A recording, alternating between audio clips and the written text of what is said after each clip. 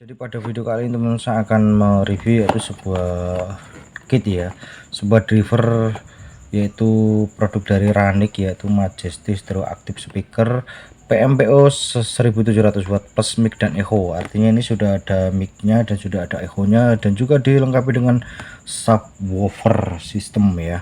Jadi tegangan 18 volt ya, maksimal tegangan 18 volt. Ini produk dalam negeri teman-teman ya.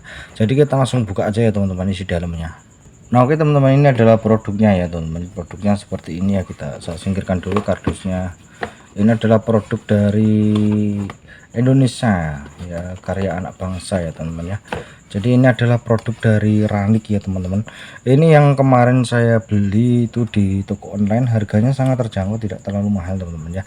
Nah komposisinya ya cuma seperti ini, jadi tidak terlalu, bisa dikatakan tidak terlalu banyak ya, istilahnya komponennya tidak terlalu banyak, hanya terdiri power sama tune control. Nah tune control ini sudah include dengan mic sama echo ya, jadi sudah jadi satu premix sama tune control jadi satu dia, tapi sendiri-sendiri ya. Kalau teman-teman pakai mikrofonnya dia itu berdiri sendiri, cuma satu PCB.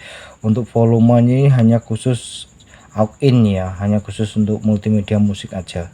Jadi di sini hanya volume, sub, bass, treble, tapi ini stereo teman-teman. Jadi teman-teman jangan, nggak perlu khawatir ya. Nah yang saya suka dari subwoofernya dari tune control ini, bener-bener dia itu ada dua ya. Subwoofernya bener-bener dikasih dua, makanya ini potensialnya itu dua, jadi bener-bener stereonya dapat banget ya. Antara L sama R dia tidak ada resistor untuk jalur R sama R. Biasanya kalau teman-teman beli subwoofer itu kan mono ya, kalau mau jadi stereo teman-teman bisa kasih L sama R biar stereonya itu dapat ya, tapi ya gak 100% stereonya itu masuk gitu teman. Jadi karena ada resistor antara L sama R gitu loh teman-teman ya. Kalau di sini enggak, ini benar-benar terpisah, bener-bener dua ya, dua subwoofer, dua filter subwoofer bisa dikatakan ya, bener-bener terpisah. Jadi tidak ada kayak semacam resistor yang tadinya mono jadi stereo dikasih resistor L sama R melalui jalur input dan output ya. Jadi di sini tidak, ini bener-bener stereo. Ini yang menurut saya yang sangatlah recommended banget ya. Jadi bener-bener stereonya tuh jelas banget teman-teman. Jadi yang mungkin agak sedikit terganggu untuk micnya ya, premixnya. Di sini premix dia pasti ada yang namanya output L sama R. Jadi dikasih resistor itu gak ada masalah. Tapi stereonya itu benar-benar terpisah. Untuk tune control benar-benar terpisah banget. Jadi teman-teman juga perlu khawatir ya. Di sini itu ini teman-teman subwoofer ya. Itu potensialnya stereo. Potensialnya stereo banget. Jadi teman-teman nggak perlu khawatir ya. Di sini tune controlnya volume, sub, bass, treble. Jadi misalkan ada middle-nya, mungkin teman-teman gak suka suara yang hantam mungkin cocok, tapi saya rasa sudah lebih dari cukup kalau menurut saya ya. Ya di sini sudah ada subnya, jadi untuk memberikan suara nya itu dapat ya, dendutnya dapat, nya itu dapat ya, tipis-tipis itu bagus. Ini subwoofernya sangatlah peka ya teman-teman, jadi teman-teman nggak perlu khawatir. Biasanya saya malah nggak nyampe full seperti ini, biasanya segini itu udah udah enak, hanya saya butuh suara itu aja. Nah kalau untuk dari platnya, body plat yang di depan ini untuk potensio ya, ini dia menggunakan plat besi bukan atom. Memang tipis sih ya, bikin ribet, tipis, tidak terlalu tebal, tipis ya. Jadi tapi saya rasa cukup ya kalau teman-teman punya speaker aktif. Jadi nah ini cocok banget untuk power Ranik ya, untuk power Ranik, untuk box merek Ranik yang sudah dilengkapi dengan mic itu cocok pas, karena saya sudah coba itu pas banget. Jadi teman-teman nggak perlu bingung ya, jika punya box Ranik teman-teman bisa langsung beli produk seperti ini, tinggal langsung tancap gitu aja udah selesai. Nah ini selepas dari ya tune control ini.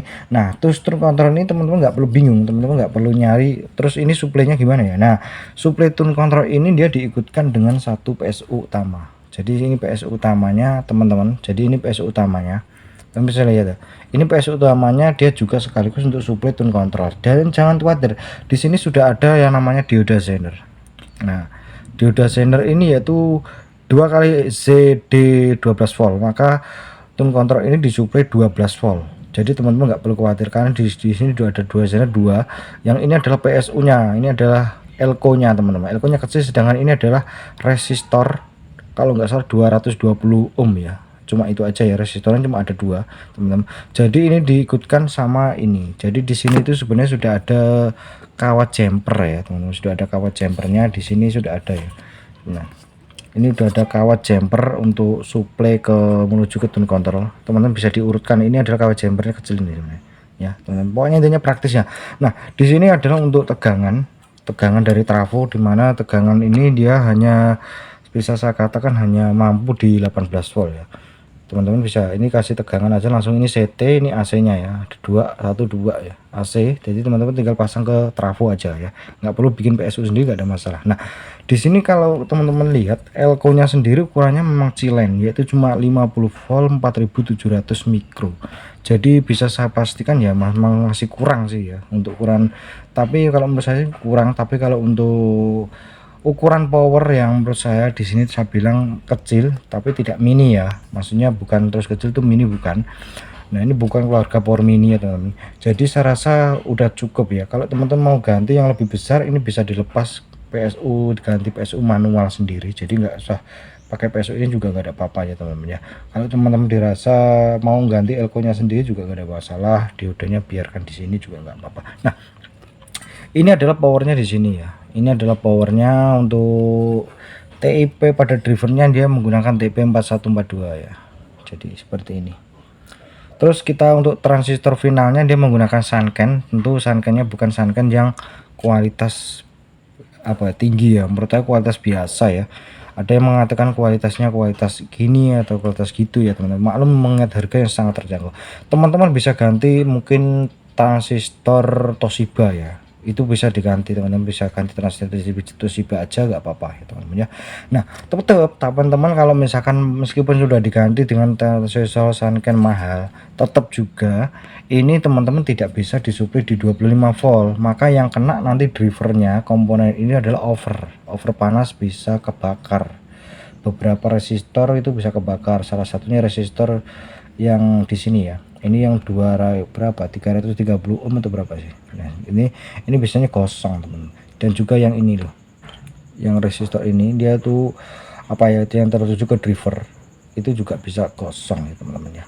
Nah di sini kalau teman-teman lihat ya, ini keterangannya untuk mendapatkan hasil yang maksimal gunakan trafo ya teman-teman. Nggak perlu terus teman-teman harus 3 ampere besar ya, 3 ampere kecil. Kalau teman-teman dirasa 3 ampere besar kan harganya kan 200-an ya, itu yang trafo bel tuh 3 ampere besar itu 200 ribuan ya, itu yang CT32 ya teman-teman ya. Nah CT32 ya 200-an teman, CT32. Nah teman-teman bisa kasih 15 atau 18. Di sini aja sudah dari pabriknya udah dikasih standar ya, standar 18 sampai 15 sampai 18. Kalau teman-teman paksa di 20 volt, saya pastikan drivernya ya, powernya ini dia tidak mampu, bisa berakibat yaitu gosong. Jadi teman-teman saya sarankan teman-teman taruh di 18 volt aja, kecil berarti ya memang segitu teman-teman. Jadi memang untuk ukuran power ini memang tidak bisa disuplai besar ya, artinya tidak terlalu besar ya. Menurut saya harga dengan harga 150 ribuan ya juga udah bagus, udah cukup bagus teman-teman ya. Nah itu memang kalau untuk PCB nya sendiri tuh memang apa ya, bukan PCB yang fiber ya, maksudnya fiber yang kualitas tinggi itu bukan ya, ini PCB standar. Kalau teman-teman nggak hati-hati cara penyodanya ini bisa cepat lepas ya, saudaranya tuh. Jadi teman-teman perhatikan, pastikan dulu ya, jadi bener-bener cepat lepas gitu ya.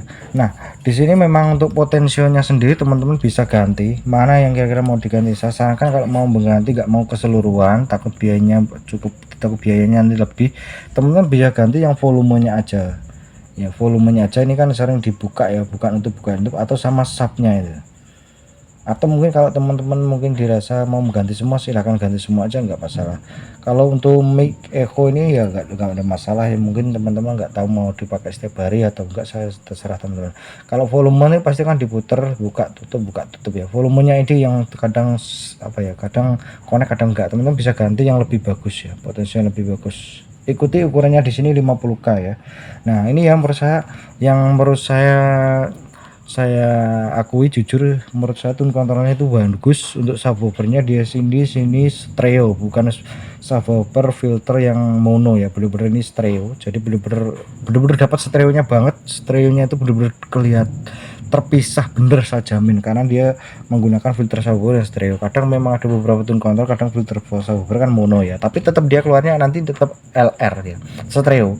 Jadi teman-teman nggak usah takut. Tapi biasanya di bagian input pada kit-kit yang lain, kadang itu inputnya kan input di jalur L, harusnya L nya saja ya, speaker L itu yang fungsi, tapi kadang speaker R itu ikut juga berfungsi, maksudnya ikut juga suaranya musik masih ada walaupun pelan teman-teman ya. Itu karena memang dari filter subwoofer itu dikasih L sama R agar supaya terpisah gitu ya, dia benar-benar dikasih jarak gitu ya, biar dia itu jalur S sama R itu tetap ada ya, suara dari filter subwoofer tetap ada, bassnya gitu, ada subnya gitu.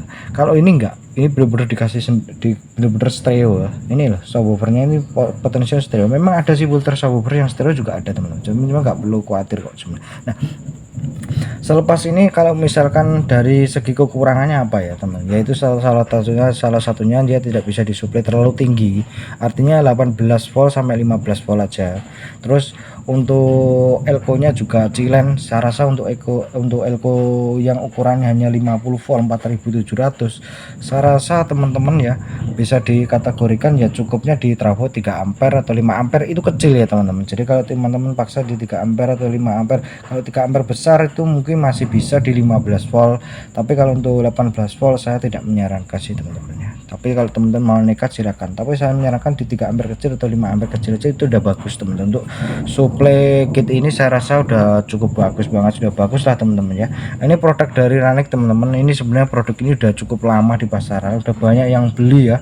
Cuma mungkin kekurangan juga adalah transistor finalnya, dia dari sana ya, transistor final bisa dikatakan ya kualitas di bawah ya teman-teman. Teman-teman bisa ganti aja yang lebih mahal juga nggak ada masalah. Kalau teman-teman dirasa sarankan mahal, teman-teman bisa kasih Toshiba. Di sini juga tidak dikasih pasta ya teman-teman, pastanya juga tidak ada ya. Menurut saya ya cukup lah teman-teman. Untuk heatsinknya sendiri juga tipis teman-teman. Oke teman-teman, saya rasa itu aja yang mengenai review dari kit kit stereo active speaker. Mudah-mudahan bisa bermanfaat. Kita bisa ketemu lagi di video terbaru saya selanjutnya.